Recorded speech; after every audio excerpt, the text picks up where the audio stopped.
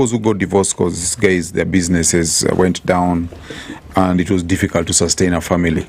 But I also have other friends who just got divorced. They were not abusive, they were not broke. Actually, they had good jobs. And when you inquired what happened, the lady just said they had had enough and they couldn't take it anymore. So I started doing some investigation and I realized that in the West, women file for divorce 70 to 80% of the time. And the marriage rates had really declined, at least from the Second World War, First World War up to now. We are experiencing the lowest rates of marriage in all populations. Whoa. So it got my attention, and I started investigating what's happening, what keeps marriage together, what attracts people to each other, and so on and so forth. What are the forces that may be causing this decline in marriage rates? So after I was done, I wanted to continue going back to writing my normal books of fiction, but I realized I'd learned so much. So I decided, let me just write a book about it and let guys have an understanding about maybe why the rain is beating them or where it could have started beating them as far as relationships are concerned. Yeah. And what's the feedback like from people who've read these books? The feedback has been great. It has been divided. Most of it, of course, is positive.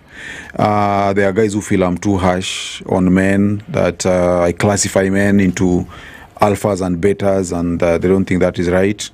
There are women who also don't like the book. I think most of the detractors are women, but for the most of it, many men like the book. Many women who have children past teenage also really like the book, and they want me to talk to their sons and so on and so forth. So it's divided. Young women in their 20s really don't care. Most of the women who have issues with it are women in their early 30s. Interesting. Early 30s, late 30s, or early 40s. That's mostly millennials. Yes. And those particularly those who are not married. May I ask, okay, as you said, some guys don't like the books and all. While you're writing the books, what did you want people to take away from the books itself, especially for men and women? Okay, very good question. I think when I looked around, what I saw was that many men are really ill-equipped in understanding and dealing with the relationships. Because you find in our country there are so many cases of guys who are, when they are left by their wives or girlfriends, they commit suicide, they kill women, and so on and so forth. A lot of homicide is involved. Women, of course, even when they are left, they cry a lot, but they are able to move on. But many men, they basically end up in catastrophic situations. So I felt I needed to help them understand a relationship, the nature of relationships. And the basic idea is to help both sexes navigate relationships in ways that are healthy and not destructive. Basically with open eyes, no naivety, no fake ideals, and so on and so forth. Oh, interesting. Yeah. I'd love to also know, just like your background before you started writing, like what inspired you? Where did you come from before you started being a writer? Yeah, I was inspired to start writing when I was in Form 3. There was a book I read by Robert Ludlam called Road to Gandolfo that I really liked, and I felt one day I'd also like to make someone feel the way these authors made me feel. But my background is in IT. I'm an IT project manager.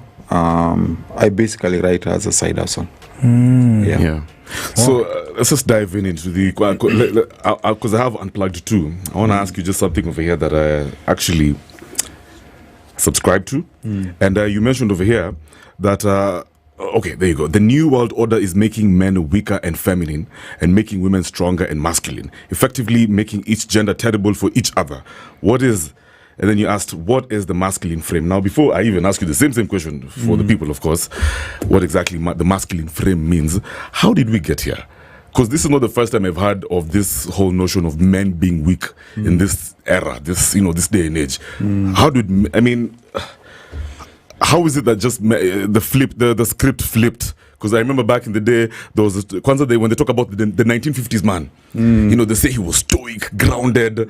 He was hardened. He was always out there, tough. Working in the farm, for example. There weren't that much obese men, that kind of thing. So how did we get here now, where men are referred to as weak? Okay, there are people who argue that it is being done intentionally by men in power. But also it's a consequence basically of women being empowered, and the feminine correct way of living being given primacy of a masculine way of looking at things. For example, during patriarchy, when men were the ones who were in charge, at least at the domestic and political front, men were the ones who dictated how boys were to be raised. But when women became empowered and the idea of equal partnership came in, then women could intrude on conversations men were having with their sons. And the things that women felt maybe were too harsh, we are being too hard on the boys, those ones were gradually removed or beaten back or labeled as toxic. So what happened is the boys started growing up in an environment where they are really sheltered and they are not exposed to adversity. And one of the greatest enemies of masculinity is comfort. So children became very comfortable, and now these are the boys who grow up and become the current men who are very soft, very fearful. They don't take risks, they defer to women, they don't want to take leadership, they have no authority, and they have no masculine frame. So that is how we got here. Whoa. Yeah. Right. What is the consequence? I mean, what are the effects of a society where men are labeled as weak?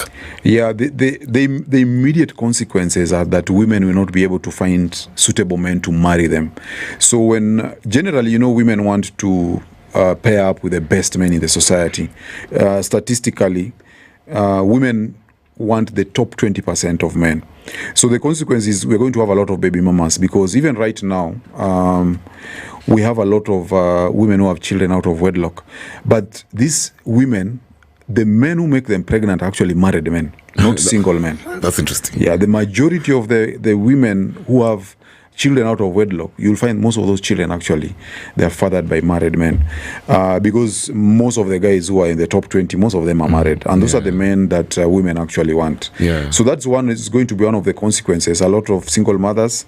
And then these single mothers will be raising boys. And so you're going to have very effeminate boys or men in the society that emote like women, that interpret phenomena and events like women. My goodness. Yeah. That's dangerous. Wait, I'll go back to that statement in just a bit. But the masculine frame, the opposite of what you're saying, is now having a masculine frame. Yes. Now you can interpret things like a man. Yeah. What does that mean? What does this masculine frame look like? You see, we use the word frame because it's supposed to be rigid. Our frame is normally rigid. But what you find today, the way we are socialized, we are told that we need to listen to women, you need to cooperate and negotiate and things like that. So what happens is that a man now it's like you become someone who has no principles, you have no standards. So, but a masculine frame, more importantly, we refer to a man being able to realize his imperatives as a man, as a provider, as a protector. You need to be strong, you need to have resources as a man. You cannot say that you have a masculine frame when you are not able to take care of yourself and of your family and things like that. Really? Yes. So it's about embracing hard work, being industrious, being creative, being very assertive, and having boundaries. Yes. And so let's go back to now the one for the female. How do women exactly interpret things, just for context purposes? The way women interpret things, the interpretive order of the female, it brings emotions, before reason. But men bring logic before the emotions. That is normally the main difference. Women, for example, when they're communicating, they communicate context, but men communicate content. So that's why you find like ladies can go out and have coffee, and after the coffee, if you find what they really discuss is just about exchanging energy, good vibes, and things like that. But if you tell a fellow man that let's have coffee, they'll wonder, what do you want us to talk about? Why should we have coffee? Yeah, why should we have coffee? What are you going to be doing having Exactly. coffee? So the men are more interested in the content when you're having conversations, but women are more interested in exchanging energy, vibes, and so on and so forth. Yeah. So even the way they interpret phenomena, many women go with feelings first. Yeah. So like when a lady wants something and you say no, she will not necessarily look at the no, why are you saying no, but you're not a good person, why don't you want what I want, things like that. Yeah, that's interesting. Wow. So the majority of men who have that perspective, they use emotion, to rationalize things, whatever that means. They use, it's amazing. Steph, maybe you have a question? Yeah, I'm looking at the book. Trying to do some research on it. Yeah, so your book basically addresses the concept of soulmate myths, and its origins. So how do you think this belief influences modern relationships, and how do you see it as a positive or negative force? The book or the soulmate myth? Yeah, it talks about soulmate myths. Yes. So how do you think it influences relationships? Is there a negative or positive? Yeah, so the soulmate myth is the idea that, for each of us, wherever you are, you have a soulmate out there. And this is something that is sold in romance novels, Hollywood, all these romance, the Spanish soap operas and so on. So when a man meets a woman that he likes or he loves, many men now believe that is your soulmate. So we have so many guys who, when they love a woman, they even introduce women as this is my better half and things like that. So what normally happens when these women now, for whatever reason, want to check out of the relationship, this guy, it spells for him an existential crisis. It's doom. Yeah, they become violent. They want to kill this woman or commit suicide. Because they cannot believe that they're losing their soulmate. They don't realize that they can get someone else. And that's why we have a lot of homicides and all these violent cases. Yeah. So the soulmate myth, we look at it as very destructive. In fact, it is treated as a cause of a mental disorder we call one-itis. One-itis is when you believe there is only one person for you.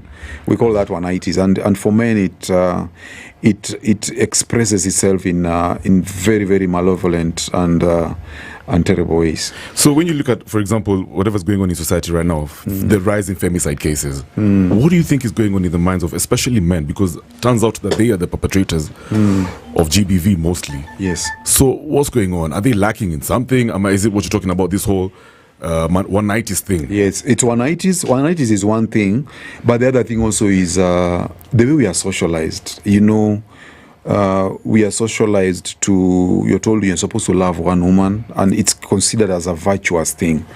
So many men growing up, and when they meet a woman, they become very loyal to this particular woman. And in a sense, they actually stop looking around for these other women. And so they are scarcity. They have a scarcity mindset. They become very necessitous. So when this woman leaves them, they do not know how they are going to actualize their sexual imperatives, which is biological, and it is rooted to our survival as animals and as human beings. So many men, when they're in that situation where they are seeing this woman, the only woman that I have in this world is leaving me, then it makes them actually feel like there is no purpose of living anymore. Yeah. Okay, let me break it down now to another level. Yes. Are you married? Yes.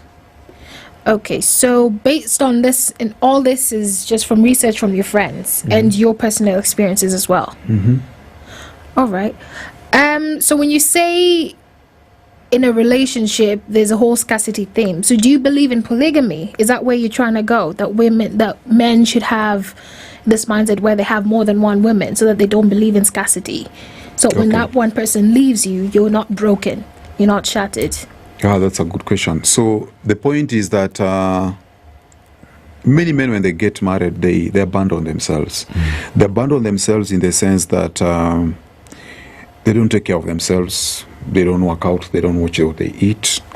They don't take care of their grooming. Okay, essentially they lose their attractiveness. They become also very soft. They defer to their women and so on.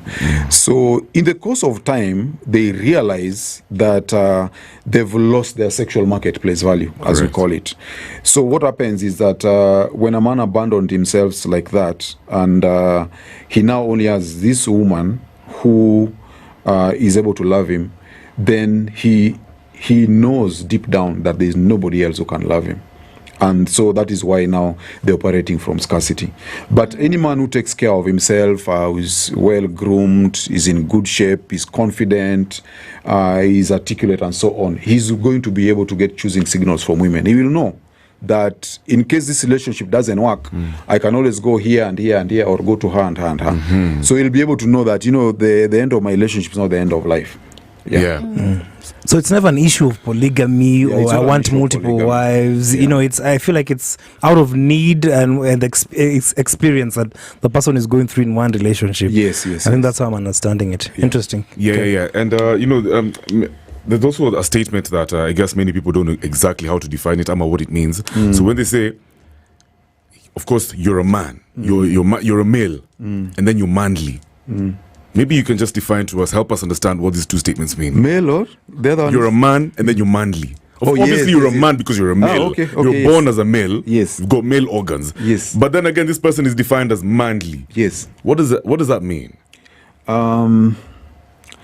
Being manly basically means exhibiting the masculine characteristics, because of course you can be a man, but you can still you know, even when it comes to gender, it's almost like a spectrum. You can have a woman who is very masculine in terms of how she walks, how she speaks, the way she gestures, how she responds to conflict, and so on and so forth.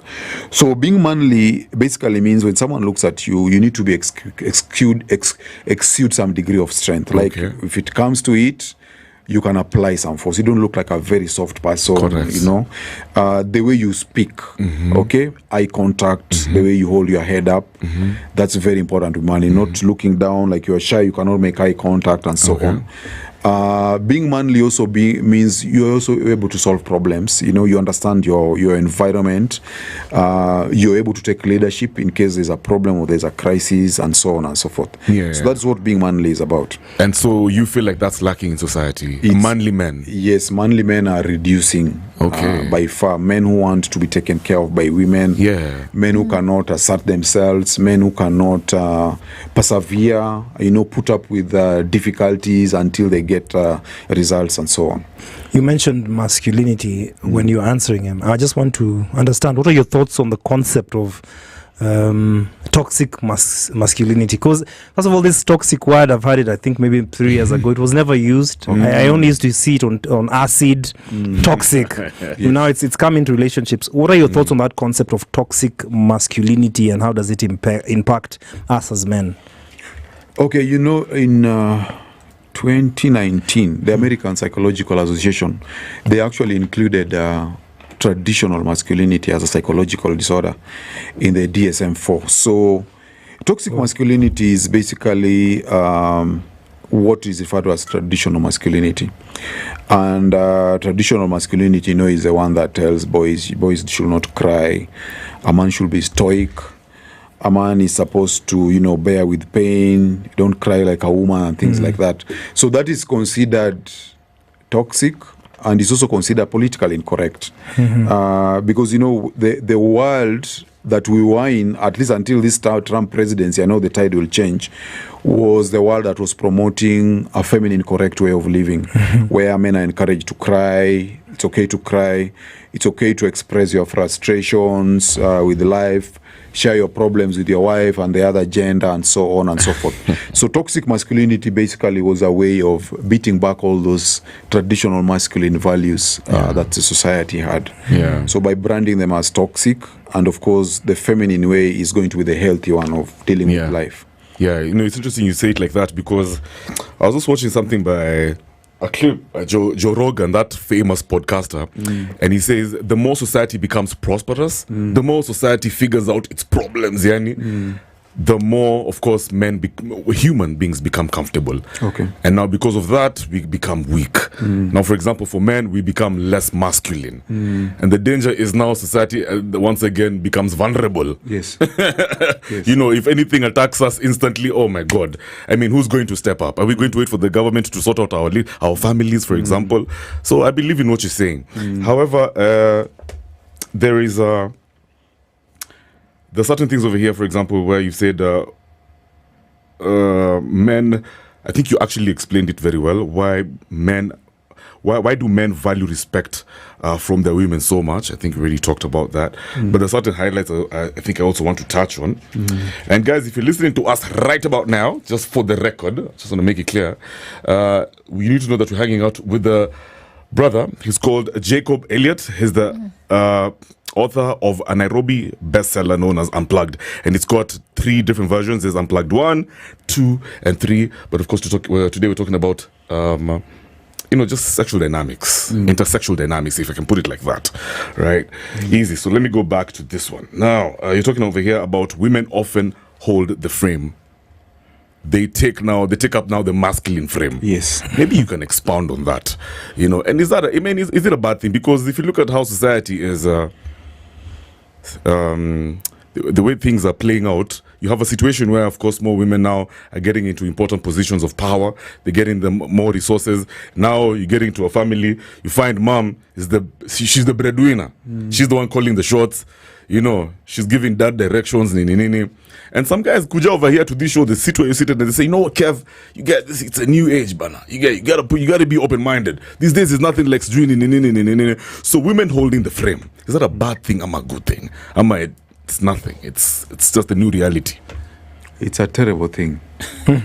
So what happens is this, in relationships, when as a man, you're not able to hold the frame, many women, particularly educated career women, they will take the frame.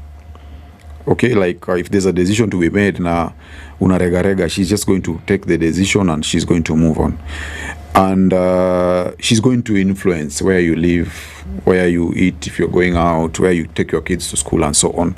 And women will do that. The challenge is women really hate it when they feel they are paired with a man who is not holding the frame. Okay.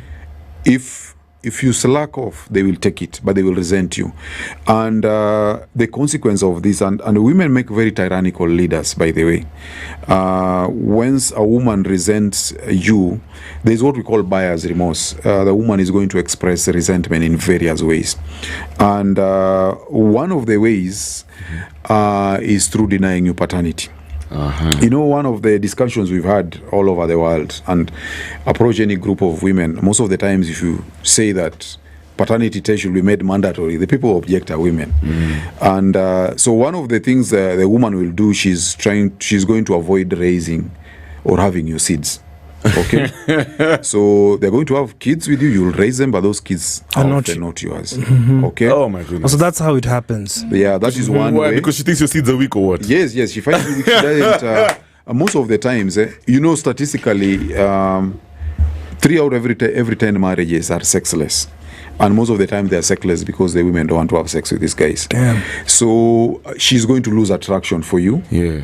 And in that kind of union, you're going to find that this woman, as much as she's leading and she's holding the frame, she's a very frustrated woman. She's not happy. Yeah. She's not going to be happy because she feels she's not protected. She feels basically that she's alone. Is that why you said earlier that for you to be proper manly, you need to have resources? Yes, you need to have money. Resources. You need to have resources, but money, of course, is not enough. Sometimes men make that mistake. You also need to be able to provide leadership. You need to solve problems. You need to be able to protect her. But Jacob, there's a guy who's listening to you out there right now, and he doesn't have money. But he knows deep in his heart, he knows he's very masculine. He's grounded. He feels like his woman protects him. But Anado, you know what I mean? Yeah, because maybe he's just lost his job. Yes. Business is not doing good. You know what? He's never even gotten a job. He's just graduated from uni. Yeah. He's gotten into a relationship now. How are you going to tell me? How will you tell that guy? You know what, you're not man enough yet. Yeah, you know what happens with guys is that if you're broke, but you have good looks, you're jacked and so on, you're still going to get women. But in the short term. That's true. That's the short term. Yeah, in the short term. Wow, that's powerful. She's going to come to you basically for sex. It's going to be basically raw, feral feeling, but nothing deep. Really? Yeah. So you're going to be what they call a F-boy. Okay. But now when this woman wants someone for a long-term relationship or for long-term prospects, she's going to pick somebody different. That's a cold, hard truth. Yeah, that's a cold, hard truth. I like what you Is said. that true, Steph? Yeah, it's actually very true. Like, there's a lot of truth in that. And let me take it back to 2020, during COVID era, where a lot of people lost their jobs and some households, the breadwinner role shifted to now the women. So the man has lost his job. He's trying to pick up himself. He's trying to be the man again, be the decision maker in the family, but he's not able to because resources are taken, and now he eats at him. So do you believe that some men can go through mental health crisis, and then how do you believe that they should get out of it?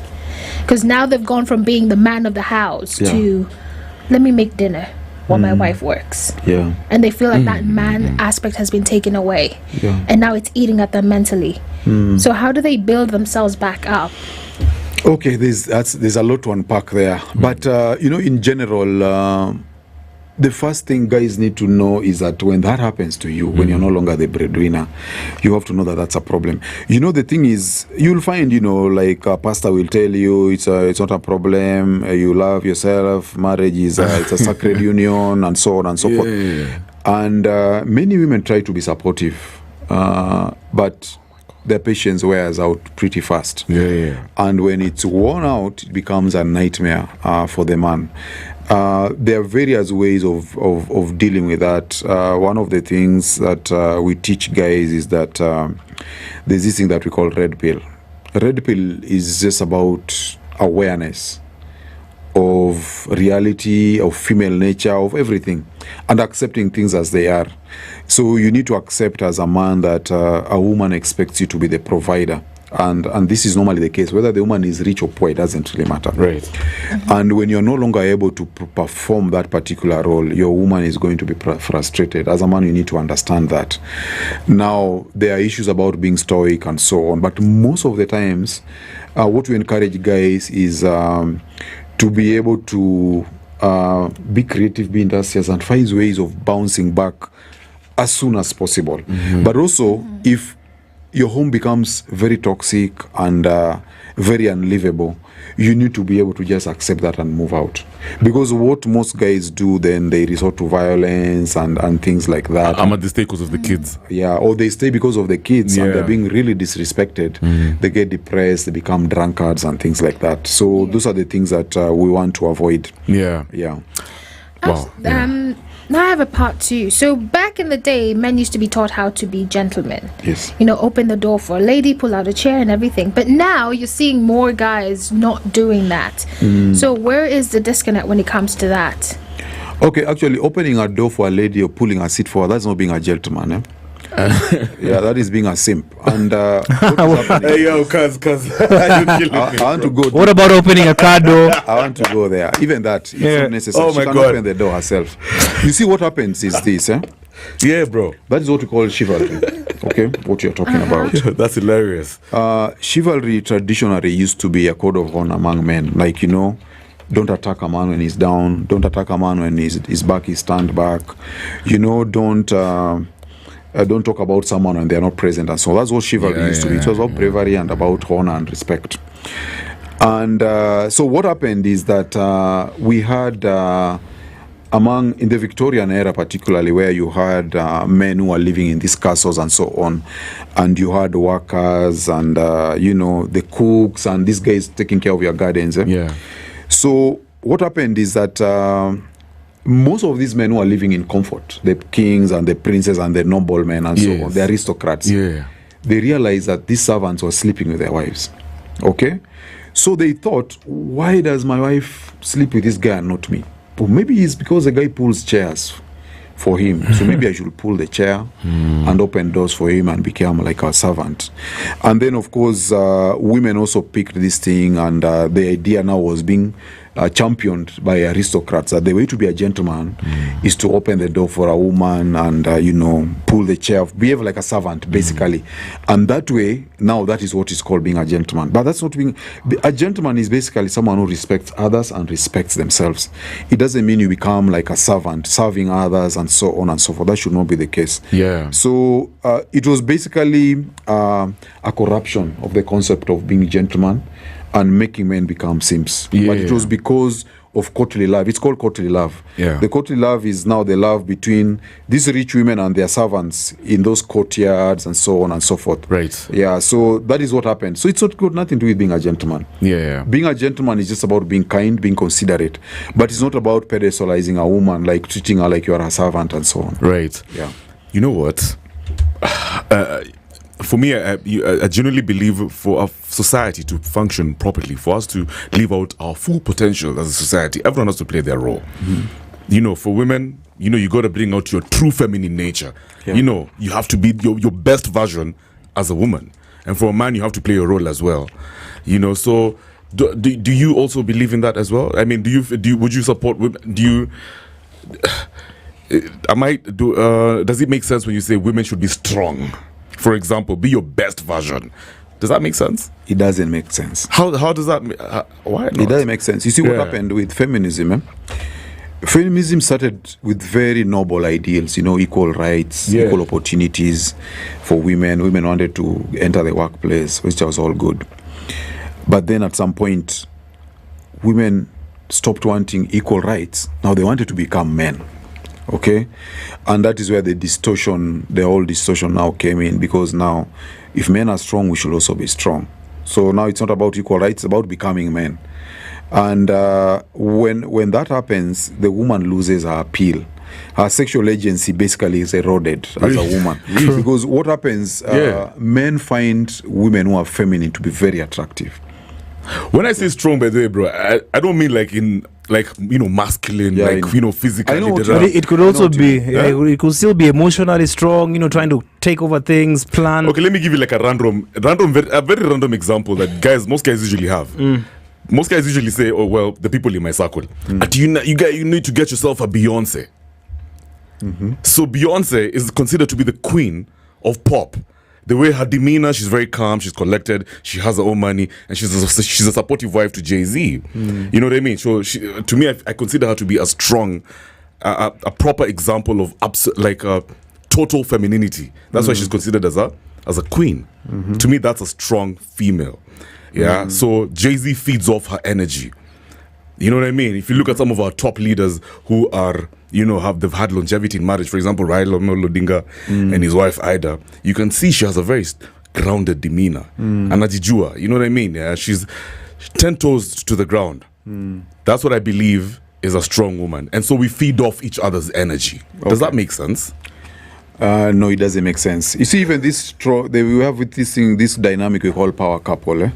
You see, the challenge is that, when you talk about Jay-Z and Beyonce, those are really not people, those are brands.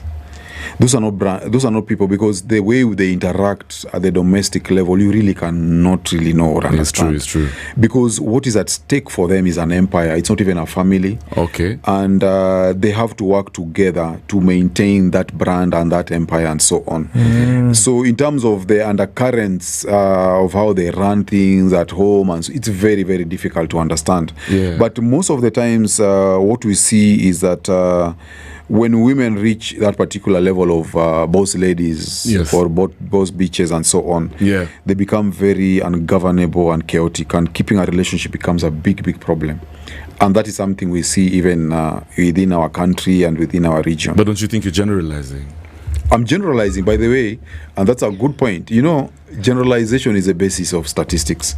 You cannot look at every case. That's true. You just look at a small sample and see what kind of conclusions you can derive. But that is generally the case. Okay. Many strong women tend to be single.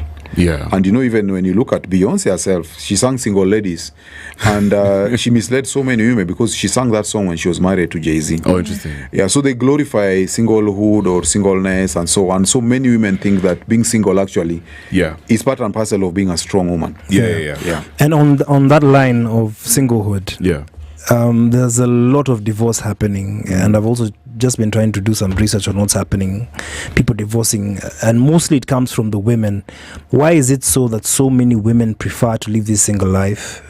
Why are they the ones who always initiate these divorces? Okay. And also this issue of side chicks, which I saw you've also indicated in this book actually. Why do these women prefer to be with married, stable men, those in marriages, rather than just have a man on their own? Okay. That's a huge question, but I'll answer it in two. One of the reasons why women divorce a lot is, part of it is the cult of happiness. We have what we call a cult of happiness. Women believe, many women believe that you should only be in a relationship if it makes you happy. You should only be in a marriage if it makes you happy. And so in many cases, they tell each other, you do you. Okay, it's not about duty, it's not about honor or responsibility. It's about your happiness. Yeah. So that is one of the reasons women do that. And also women treat relationships the way men treat jobs. Okay. You know, if you have a job that is not satisfying you, you quit and go for another one. So many women also treat marriages the same way. They have what we call relationship goals. You know, you can have career goals like I'll move here and here and here and here. Women also treat marriages like that. Like if my marriage, maybe I'm married to a guy who is driving a Pro Box, but my relationship goal is to be the guy who drives a Mercedes. Yeah. So you leave this one and go get another one and so on and so forth. So that is those are some of the reasons why they do that. But the reason why many of these single ladies find married men attractive, there are two reasons. One of these is what we call pre-selection. There's a female dynamic called pre-selection, where women find men who have been with other women to be much more reliable. You know, women operate in collectives, and that's why they have what we call committees. They want to know what the other friends think before they make a decision. So if they see you with another woman, that means you're married. She thinks, okay, maybe there's something you have. Okay, as opposed to maybe someone else who is single. So that is already an attraction marker for you as a married man. And then also there's this thing we call hypergamy. Yes. Hypergamy is a female mating strategy where they want to pair with the best men in the society. Most of those best men are already married. So between a single guy and a married guy, this single guy is struggling. Maybe he has prospect, but that guy actually has already realized his prospects and his potential. She'd rather be with that guy. Yeah. You know what? Fun. Hey, we're continuing with this conversation in just a bit. Now check this out. The one, the only man of the moment this evening is Jacob Aliet, man. This guy has some bars, bro, and he's got 3 books. No, well, you know, he's got a book over here, Unplugged, but there's like 3 versions of it, yeah? So there's Unplugged 1, 2, and 3. And of course, the brother I'm talking about is called Jacob Aliet, like I said, and he's the author of this Nairobi bestseller. Now, if you have any questions, comments, reactions, any general reactions, and you want to link up with Jacob, unaweza tupiga simu. Phone lines are open on 0719012600. Let's take a short break, listen to some more tunes. It's 12 minutes after 8, and then we're getting back into the vibes. I've got some Outcast. Bob, good evening. 94.4 Spice FM, Nairobi.